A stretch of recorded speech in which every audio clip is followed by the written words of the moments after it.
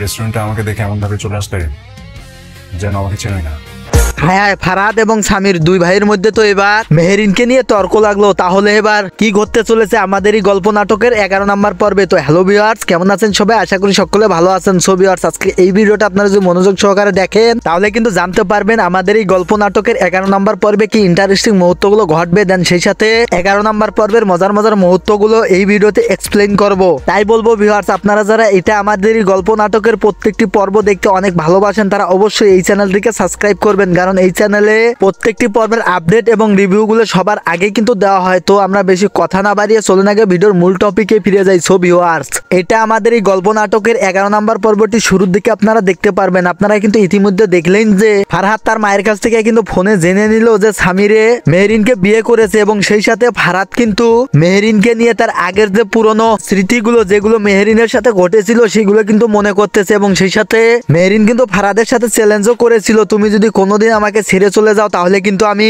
নিজেকে শেষ করে দিব না, আমি কিন্তু তোমাকে দেখিয়ে দিব যে তুমি আমাকে ছেড়ে কিভাবে সুখে থাকতে পারো। আর তাই কিন্তু আপনারা আমাদের এই গল্প নাটকের 11 নম্বর পর্বটিতে দেখতে পারবেন ফারহাদ কিন্তু সারাকে বলবে যে তুমি কেন আমাকে এত ইগনোর করতেছো এবং তুমি তো আমাকে সময় দিচ্ছ না, তাই আমি একটা প্ল্যান করেছি, তুমি যদি আমাদের বাড়িতে আমার সাথে কিছুদিনের জন্য ঘুরতে যেতে তাহলে অনেকটাই ভালো লাগতো। ঠিক সেই মুহূর্তে সারা তো ফারহাদের প্রতি রেগে যাবে এবং সেই সাথে ফারহাদকে বলবে তোমাদের মতো ছেলেদের এই একটাই সমস্যা, তোমরা একসাথে টাকাও চাও ভালোবাসাও চাও, আর তোমাকে বলে রাখি টাকা চাইলে তুমি ভালোবাসা পাবে না, এবং ভালোবাসা যদি চাও তাহলে কিন্তু টাকা পাবে না। তুমি তো তোমার ভালোবাসাকে কুরবানি করে টাকাই বেছে নিয়েছো, তো তুমি টাকা নিয়ে সুখে থাকো এবং সেই সাথে ভালোবাসা পেতেছেও না। একটা পর্যায়ে ফারহাদ তো রেগে যাবে এবং সেই সাথে একাই সব কাপড় চোপড় গুছিয়ে নিয়ে বাড়িতে চলে আসবে। আর বাড়িতে এসে তো মেহেরিনকে দেখতে পারবে এবং মেহেরিনকে ফারহাদ প্রশ্ন করবে তুমি কি আমার প্রতি প্রতিশোধ নেওয়ার জন্যই তুমি সামিরকে বিয়ে করেছো এবং সেই সাথে আমাদের বাড়িতে বউ হয়ে এসেছো। ঠিক সেই মুহূর্তে মেহেরিন তো সামিরকে বলবে আরে আমি তো এভাবে ভেবে দেখিনি, হ্যাঁ এটাই তো